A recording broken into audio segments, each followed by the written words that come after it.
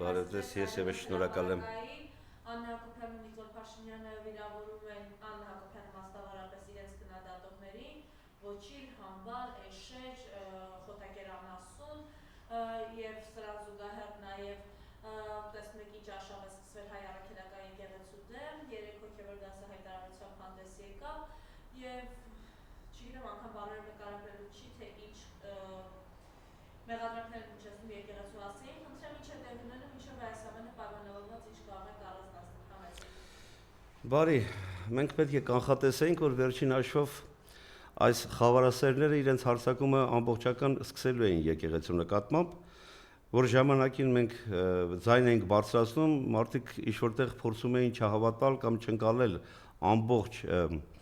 այն արհավիրքը, ինչ գալիս է հայոց աշխարհի վրա, առավելևս հիմա սկսել են հայոց եկեղեցու նկատմամբ միակ կարելի ասել ամուր կանգնած ինստիտուցիոնալ համակարգ, որը եւս նպատակ ունեն կազմակերպելու։ Շատերը մոռացել են, որ այս անսուրբ պիղծ արարածները եկեղեցու նկատմամբ հարձակումը սկսեցին դեռևս 18 թվականին։ Չէ՞ որ սկսեցին նոր շարժում, որը հաստատապես իշխանությունների կողմից կազմակերպված էր Նոր Հայաստան, Նոր Հայրապետ գաղափարախոսությամբ։ Մտան նույնիսկ Վեհարանի շենքը, գրավեցին, ոչ մի իրավապահ մարմին, որևէ մեկը մուտք չգործեց եւ դրանց դուրս չվռնդեց այնտեղից։ Օգտագործում էին թմրամիջոց, լափում էին մոտ 10 եւ ավելի օր։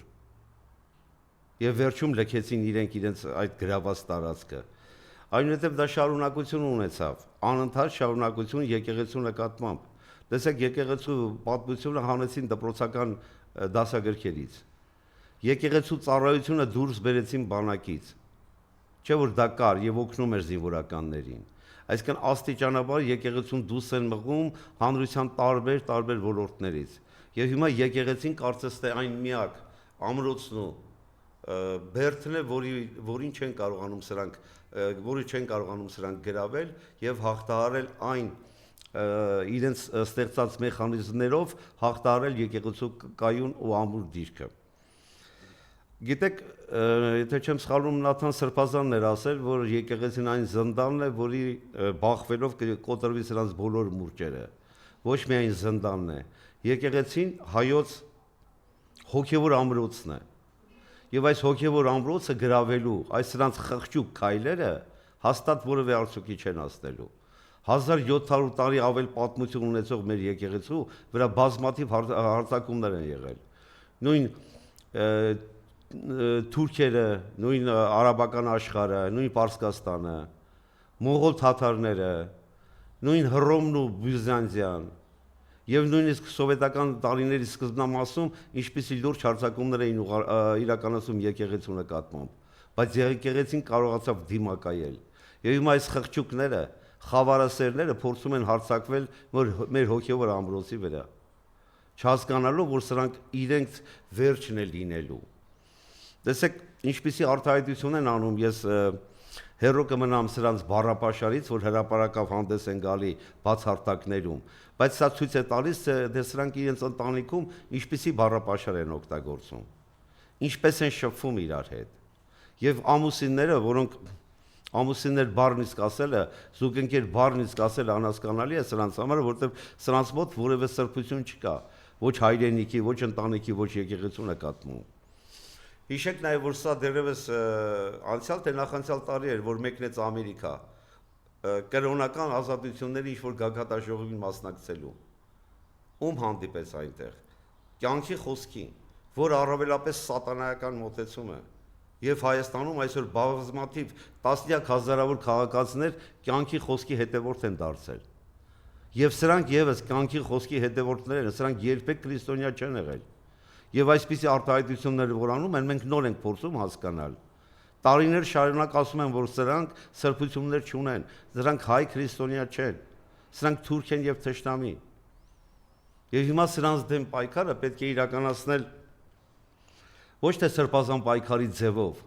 Ես կասեի արդեն մենք սրանց դեմ պետք է պայքարենք որպես հայրենական պատերազմ։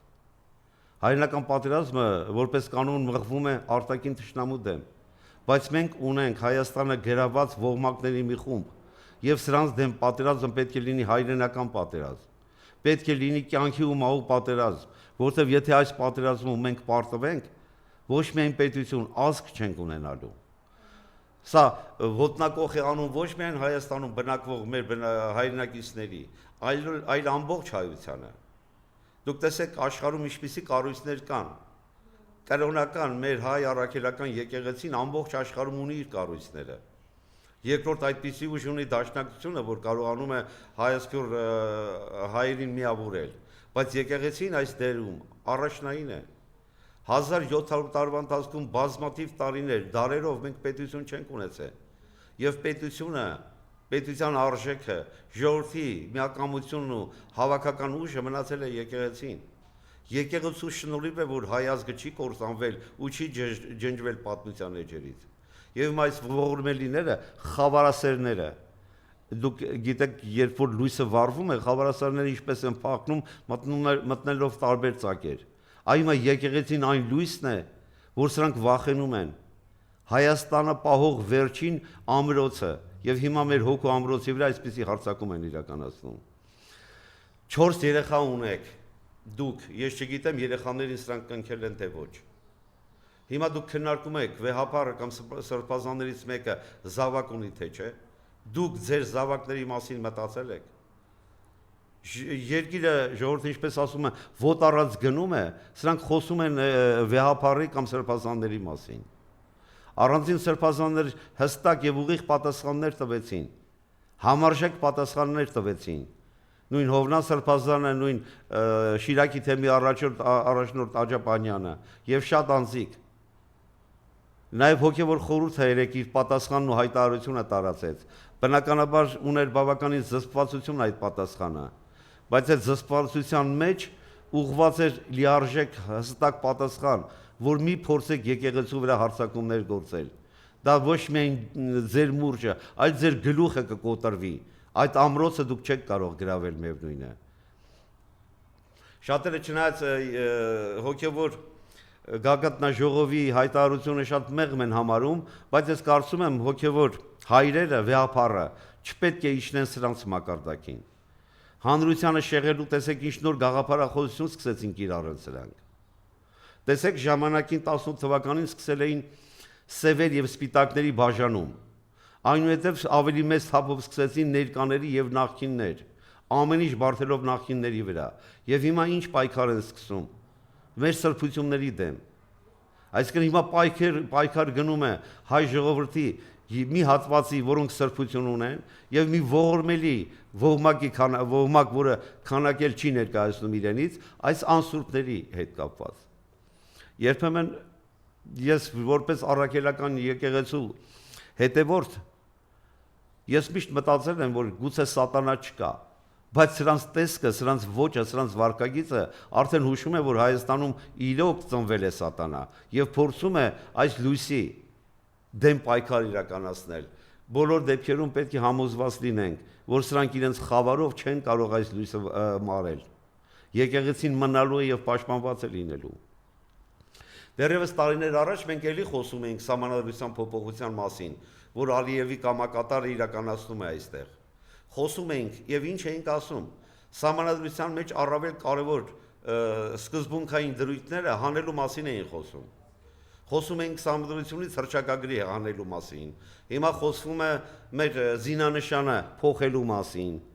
Ու տեսեք, դա Ադրբեջանն է ասում։ Ադրբեջանն է պահանջում զինանշանի վրայից անել Արարատ լեռը։ Այն դեպքում, երբ Թուրքիան չի ասում, այն դեպքում, երբ Թուրքիայի դրոշի վրա Լուսին է, միթե Լուսինը թուրքական է, Թուրքիայի տիրապետության տակ է գտնվում։ Այս ողորմելիների հաջորդ քայլը սահմանադրության մեջ լինելու է, որ եկեղեցու բացառիկ դերը դուրս բերել այդ դրույթը։ Եկեղեցու որպես հայերի միավորման օղակ, որպես առաջին սրբային մեր սրբությունների սրբոց, մեր պետական կրոն, սա սահմանադրությունից դուրս են բերել, դուք այս միտքը լսեք եւ հիշեք։ Նույն այս Գալյան Արարածը, որ հիմա արտադրության նախարար է, սրանք դուրս են բերելու սա, եւ շատ դրույթներ։ ընդհանուր անվտանգության հետ կապված դրույթներ են դուրս բերելու։ Եվ հիմա նպատակը եկեղեցու վրա այսպիսի հարձակում գործելը ուղղված է նաև հանրությանը պատրաստել, որ տեսեք եկեղեցու որպես բացառիկ դերն ու նշանակությունը դուրս է բերվելու Հայաստանի Հանրապետության սահմանադրությունից։ Եվ չպետք է այդ մասին մոռանալ, որովհետև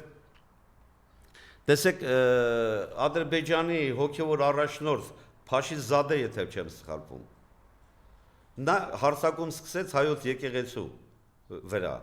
եւ սինխրոն սկսեց Նիկոլ Փաշինյանը, որովհետեւ հայոց վեհապարը քրիստոնյա եկեղեցիների համաժողով էր կազմակերպել Շվեյցարիայում եւ այնտեղ հստակ մեսիջներ ուղղեց, հստակ պահանջ դրեց, որ Թուրքիան Ադրբեջանի հետ հարձակվել է Արցախի վրա, Արցախում իրականացվել է ցեղասպանություն, Արցախից դուրս են բերել 120,000-ից ավելի հայ բնակչություն, դա ցեղասպանության հավասար գործողություն է։ Վեհապարը պահանջ դրեց Արցախահայության վերադարձի հնարավորություն ստեղծելու մասին։ Վեհապարը պահանջ դրեց այսօր մեր արցախյան ռազմաքաղաքական գերիների վերադարձի մասին։ Եվ սա ազդեց Նիկոլի հոգեբանության վրա։ Մի պիղծ արարածի, որը ամբողջ այս իր իշխանության, զավթված իշխանության ժամանակահատվածում միշտ Արցախը համարել էր Հայաստանի համար վտանգավոր։ Միշտ Հայաստանի անվտանգությունը կազմաքանդելու գործողություններ է իրականացրել։ Եվ հիմա սինխրոն կերպով Ադրբեջանը եւ Նիկոլ Փաշինյանը իր պիղծ ընտանիքի հետ միասին հարձակվում է մեր եկեղեցու վրա։ Տեսեք, ամուսին բառը կրկին չի համընկնում սրան, զուգընկերոջ հետ կապված։ Կինը առավել վտանգավոր եւ ստոր հայտարարություն արեց։ Ես որպես կանոն ասում եմ, կանանց չեմ ուզում անդրադառնալ, բայց սա բացառիկ երևույթ է, որ չես կարող չանդրադառնալ։ Բացառիկ իր ստորության ու լկտիության չափերով, սահմանն անցնելով։ Ժամանակին նույնիսկ ես ասում էի, որ այ վեհապարը այն ժամանակ, երբ ասա կիսամերկ վիճակում գնացել էր վեհապարի մոտ հանդիպման, այդ ժամանակ դուս պետք է վռնդեր սրան եւ ասել գնա եւ հակի, շոր հակի նոր արի։ Եվ հիմա սա սրբազաններին, մեր եկեղեցու սպասավորներին մանկապիղծ է համարում։ Սա գիտեք, ես որպես իրավապահ մարմիններում երկար աշխատած անձ, ես միշտ մանկապղծությունը համարել եմ շատ առավել ծանր հանցագործություն, քան ավազակային հարձակումը կամ նույնիսկ սպանությունը։ Մանկապղծությամբ դու սպանում ես երեխայի հոգին, եւ այս կինը համարձակվում է եկեղեցու սպասավորներին, մեր սրբազաններին մանկապիղծ կոչել։ Բորիս Մուրազին մի քանի լավ օրինակներ ներկայացրեց մանկապղծների հետ սրանց ամենօրյա շփման մասին։ Դուք տեսեք, սրանք սկսել են եթեր մտնել ընտանեկան զրույցը հրապարակային դարձնելով։ Տեսեք, սրանց ընտանիքում ինչպիսի բառապաշար է կիրառվում։ Այդ բառապաշարից կրկնում եմ չեմ ասի այս եթերով, հարգելով մեր հանրության նուրբ լսողությունն ու բարոյական կերպարը, բայց սրանք իրենց ընտանիքում այլասերվածությունից են խոսում։ Ես բազմիցս ասել եմ, պետք է Նիկոլ Փաշինյանի երկրի հակառակ կողմը գիրքը քաղված կանել եւ բաժանել հանրությանը, որ հասկանան ինչպիսի պիղծ հոգուտեր է այս անձը, որ դեռևս 2019-10 թվականներին այս գիրքը հրապարակել է, Արցախից հրաժարումը դա պարզ էր, ասում էր դա։ Բայց նրա սեռաշեղված վարքագիծը, նկարի նկատմամբ, արձանի նկատմամբ, սեռական հակուրդ ունենալու ցանկությունը, երիտասարդ տղայի նկատմամբ սեռական ինչ-որ գործողություններ մտածելը։ Այս գիրքը պետք է սեղանի գիրք լիներ քպական, հատկապես կանանց համար, որ հասկանան, թե ում այդ գործ ունեն։ Եվ այս երեք համալսարանում այս անձը գնացել էր ուսանողների հետ հանդիպման։ Եվ ԿԳՄՍ նախարարին հարց են տալի կին լինելով հանդերձ, Ժաննա Անդրեսյան, եթե չեմ սխալվում։ Եվ այս կինը չի խորշում, որ ասում է այդպիսի բառապաշար բոլորն էլ օգտագործում են, ցանկալի չի այդպիսի բառապաշար օգտագործել։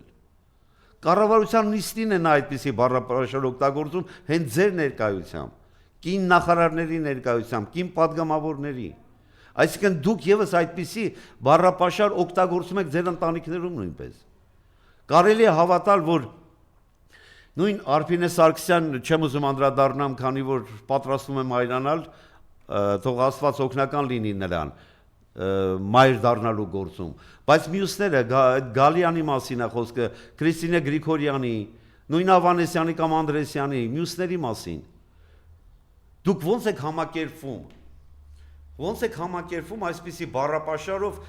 ղեկավարվող, այսպիսի բառապաշարը հանրային եթերով հրապարակել ունակություն ունեցող ղեկավարի հետ աշխատել։ Ոնց եք դուք կարողանում սա իրականացնել։ Եվ հիմա կարծում եմ, չնայած հույս չունեմ, բայց սրա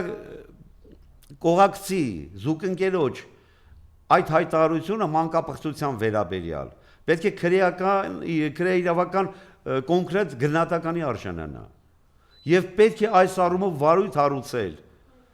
պարզելու, եթե կա այդպիսին, ես ինքս ադրբեջան խոսք ասեմ այդ կորոնավորի նկատմամբ, բայց ես ոչ թե գիտեմ, այլ համոզված եմ, որ այդպիսիք չկան Հայաստանում։ Այրեն շարքերում հաստատապես կան մանկապիղծներ, որտեղ սրբապիղծը, նաև մանկապիղծ լինելը կես քայլ է հասնում, եւ իրեն շարքերում դրանք կան։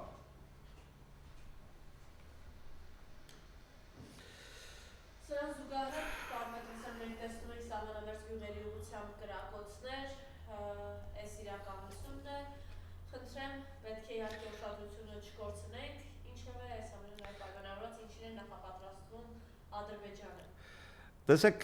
ես դրա համար իմ խոսքի սկզբում նաև ասեցի, որ հանրության ուշադրությունը շեղելու կոնկրետ գործողություն է իրականացնում։ Այսպիսի վայրահաճոցներին միշտ զուգահեռ իրականացվում են գաղտնի բանակցություններ։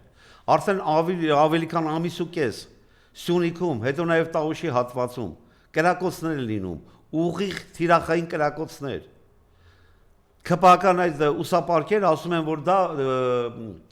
որևէ լուրջ լարումներ չի սպասվում դրանից, որ ասում են դրանք պարզապես օդ են կրակում։ Այս ուսուցչուն հարց են տալիս վերջին հաշվով դուք փոխադարձ մեխանիզմներ ունեք պարզելու ով է կրակում։ Սա պատասխանում է, թե Ադրբեջանից հայտնել են, որ իրենք չեն կրակել։ Լավ, այս ժողովրդին դուք ինչի տեղ եք դրել։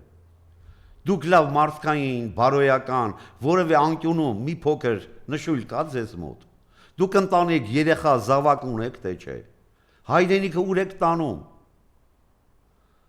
Վտանգավոր իրավիճակում է այսօր Հայաստանը գտնվում։ Եվ այս էսկալացիա ստեղծելու, լարվածությունը խորացնելու առումով պահանջները ավելի խորն են լինելու եւ ավելի շատ ծավալուն։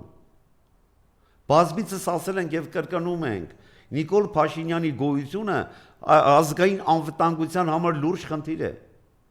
Եվ սրանք շարունակելու են։ Հիշեք նույնիսկ ժամանակին, երբ Ալիևին հարց էին տալի, ինչպես ստացվեց, որ Տավուշի իրենք Թոուզի տարածքի շրջանում, որ 4 գյուղերի տարածքներ վերցվեցին, ինչպիսի դիալոգ եղավ։ Ալիևը լրագրողին ասեց, դա դիալոգ չէր, դա մոնոլոգ էր։ Այսինքն նա հանձնարարել էր, Նիկոլը կատարել է։ Եվ հիմա այս էսկալացիան հենց հաջորդելու է շարունակաբար տարածքներ տալու հենց հստակ գործողությունների։ Պատերազմի վտանգ ամբողջական միշտ լինելու է, քանի Նիկոլ Փաշինյանը գոյություն ունի։ Խաղաղության համաձայնագիր կոչվածը, որ սա փորձում է թափահարել ու բնակչությանը պարզաբանել, թե տեսեք խաղաղության են գնում, դա ստոր սուտ է։ Ալիևը որևէ խաղաղության չի գնալու։ Դուք հիշեք ինչ կատարվեց Տիրանայում։ Ալիևին աղաչում է, թե գնանք սուրճ խմենք։ Էրդողանը սրան մատով է կանչում։ Եվ հայրենական մեր իշխանությունների, առանձին գերատեսչությունների ղեկավարներ, ահա որ ցավ եմ տանում նաև բանակի, ոստիկանության ուսադիր կրող անձնակազմ, ոնց եք ոտքի կանգնում զգաստ հրամանի տակ մի մարդ, որ ողորմելի վիճակում Թուրքի ու Ալիևի ոտքերն է լիզում։ Ոնց եք դա կարողանում։ Վտանգը կախված է մեր ժողովրդի գլխին անընդհատ։ Ամեն օր թիրախավորում են Սյունիքի տարածքը։ Վաղը նորից սահմանագծում են իրականացնելու Տավուշի հատվածից։ Այս վայրահաճոցը եկեղեցու դեմ սկսվեց հենց նրա համար, որ հանրությանը շեղի նոր պայմանավորվածություններ է իրականացում Ալիևի հետ։ Ալիևի նոր պահանջներն է իրականացնելու սա։ Դուք տեսեք ինչպիսի ցինիզմ կարող է լինել մարդու մեջ, որ ասի, եթե սահմանադրական դատարանը գտնի, որ խաղաղության պայմանագիրը հակասում է մեր սահմանադրությանը, ապա ոչ թե խաղաղության պայմանագրի դրույթ կփոխի, այլ սահմանադրությունը կփոխի։ Այսինքն սա պատրաստ է ամեն ինչի։ Նոր ընտրությանը պատրաստվում, փորձում է իր շրջանակը ավելացնել։ Եվ հիմա տեսեք նաև փոփոխություն է իրականացնում կադրային, ոստիկանապետ է փոխում,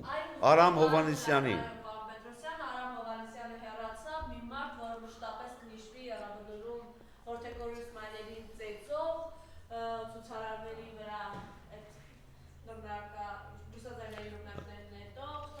բազմաթիվ դրվագներով, բազմաթիվ սրբազան շարժման ժամանակ նրա վարքագծի, Գիտեք նաև ես շատերից տարբերում եմ նրանով, որ ես ավելի շատ խոսում եմ այն անձին, որը իր մեջ ուժ ունի եւ պաշտոն է գրավում։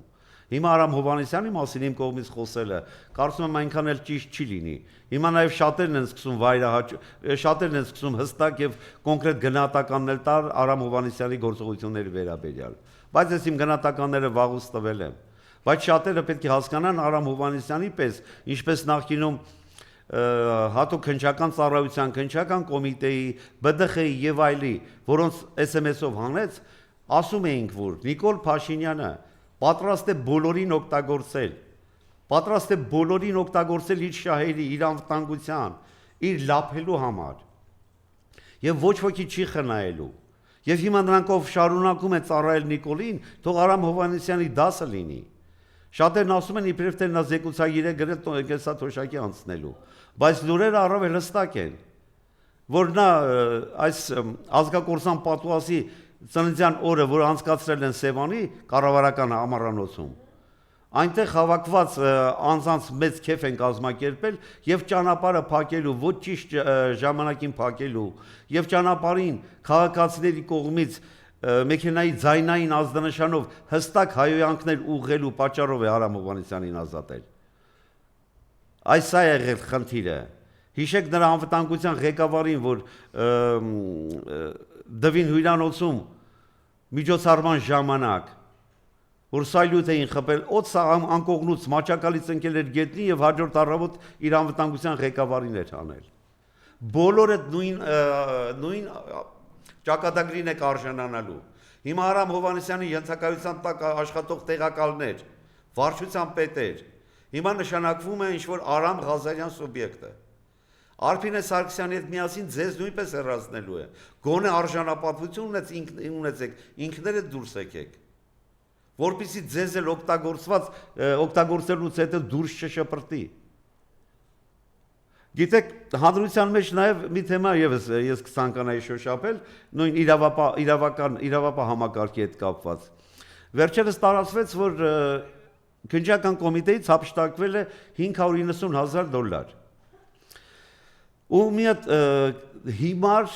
կոմիկական սցենար են ներկայացում հանրությանը, որ ինչ-որ մի սուբյեկտ մտել է Նիկոլի գլխարկով են կեպին, որ դնում է շուկայի կանաչի ծախողի պես, ամենայն հարգանքով կանաչի ծախողների նկատմամբ, ինչ-որ մեկը դիմակով մնում է քննչական կոմիտեում, աշխատանքը ավարտվելուց հետո ինչ-որ բազմոցին փռված նստում է, որից հետո ինչ-որ պահարան է մտնում, հետը տանելով բնական պահանջները հոգալու համար ինչ-որ շիշ, եւ հանրությունը կարծես թե հավատում է այս հիմար սցենարին։ Հայաստանի Հանրապետությունը փոքր է։ Հայաստանի Հանրապետությունում այդպիսի մեծ գումարներ առգրավելու դեպք, ամենայն դեպս ես չեմ հիշում, գուցե եղել է։ Այս գումարը հափշտակվել է դեռևս անցյալ տարի, առգրավել անցյալ տարվա մայիսին։ Նախ առգրավումը կատարվում է ինչպես, կոնկրետ խուսափության միջոցով կամ կոնկրետ առգրավման մասին որոշում կայացնելով։ $590,000։ Այս դոլարի յուրաքանչյուր թղթադրամ պետք էր առգրավման արձանագրության կամ խուսափության արձանագրության մեջ ամեն մի դոլարի թվերը, համարները նշվեր։ Դուք պատկերացնում եք ինչպեսի փաթեթ կկազմեր դա եւ ինչպեսի ժամանակ խլեր քննչական ապարատին։ Նման գործողություններ հաստատապես չի արվել։ Այդ գումարը ավելի շուտ է հափշտակվել։ Պարզապես գուցե փաստաբանական աղմուկից կամ տուժող սուբյեկտների աղմուկից հետո ստիպված էին ձայն հանել։ Այդ գումարը հափշտակված է, ես կարծում եմ, դեռևս նույն մայիս ամսին։ Դուք գիտեք, հիմա հափշտակության համար ինչ-որ մեկին են փորձում մեղադրանք առաջադրել վարչության պետերից մեկի ԺՊ-ին։ Սիրելի հայրենակիցներ, եթե այդպիսի խոշոր գումար է առգրավվում քննչական ապարատում, այդ մասին զեկուցվում է հսկող դատախազին։ Հսկող դատախազը իր հերթին զեկուցում է գլխավոր դատախազություն։ Գլխավոր դատախազը եւս տեղյակ պետք է լիներ այդ մասին, բացառում են, որ տեղյակ չլիներ։ Նույն քննչական ապարատը այդ մասին զեկուցում է իր անմիջական ղեկավարին, որից հետո քննչական կոմիտեի նախագահին։ Եվ հետևաբար այդպիսի գումարի հափշտակությունը չէր կարող իրականացվել ինչ-որ մեկ քննիչի կամ մեկ ինչ-որ քննչական վարչության ԺՊ-ի միջոցով։ Դուք տեսեք, սրանք ինչի են ընդունակ, ինչի են գնում մինչև վերջ։ Եվ այս սրբապիղծների հետ առանձին անձիկ դեռևս հույսեր են կապում, չնայած սոցհարթակներում բավականին ակտիվ քննարկում է, թե սրանց հետևորդների քանակը ինչքան է նվազել։ Երբեմն ես ինքս սոցիալական հարցումներ ինքս եմ իրականացում տաքսու վարորդների հետ շփվելու կամ այլ անձի։ Էլ մարդ չի մնացել, որ սրանց ընդունի։ Ովքեր էլ ընտրել են սրանք, ասում են ձեռքներս կոտրվեր, էլ սրանց չընտրեինք։ Հանրությունը պետք է իրոք միաբանվի։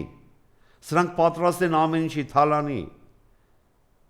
թալանի եւ իրենց իշխանությունը թալանով պահելու։ Իրենց անվտանգությունը ապահովելու նպատակով պատրաստ են ամեն ինչի։